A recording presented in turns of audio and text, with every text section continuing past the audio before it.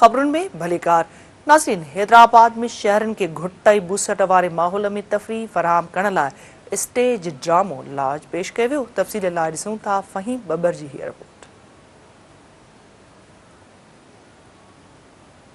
हैदराबाद में घुट ऐं बुसट वारे माहौल में शहरनि खे तफ़रीह फराहम करण लाइ इस्लाही स्टेज ड्रामो पेश कयो वियो।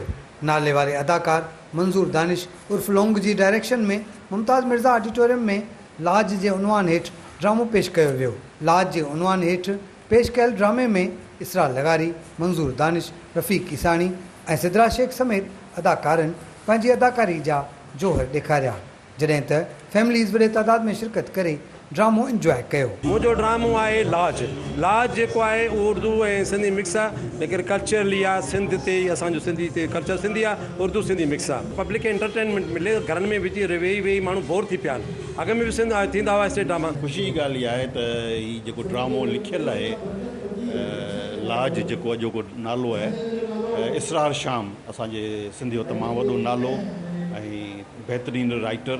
हीअ कंहिं दौर में इहो ड्रामो तमामु सुपरहिट वियो हो, लोई लजी नाले सां। सॼी सिंध में हीउ ड्रामो थियो उन दौर में 25-30 साल पहिरीं। ऐं पाण हिन ड्रामे में परफॉर्म कर चुका हैं। ये ड्रामा माशाल्लाह बहुत पॉपुलर हुआ है और बहुत अच्छा है और बहुत कुछ सीखने को भी मिलता है हमें। ऐसे ड्रामे और फेस्टिवल ड्रामे भी होने चाहिए। उर्दू में ड्रामा है कि मंजूर दानिश का लिखा हुआ है और डायरेक्टर भी वही है। बहुत सारी कास्ट है, अच्छी कास्ट है।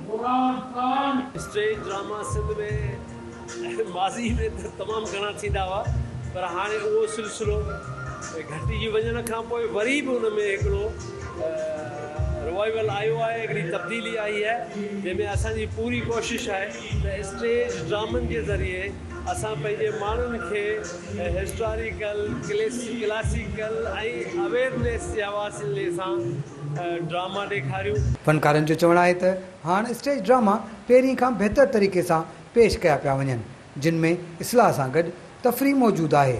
अहिड़े क़िस्म जे ड्रामनि सां फनकारनि जी हौसला अफ़ज़ाई थिए थी, जॾहिं त आवाम खे पिणु तफ़रीह जो शानदार मौक़ो मिले थो। कैमरामैन हसीब रिन सां गॾु फ़हीम बबर, सिंध टीवी न्यूज़, हैदराबाद।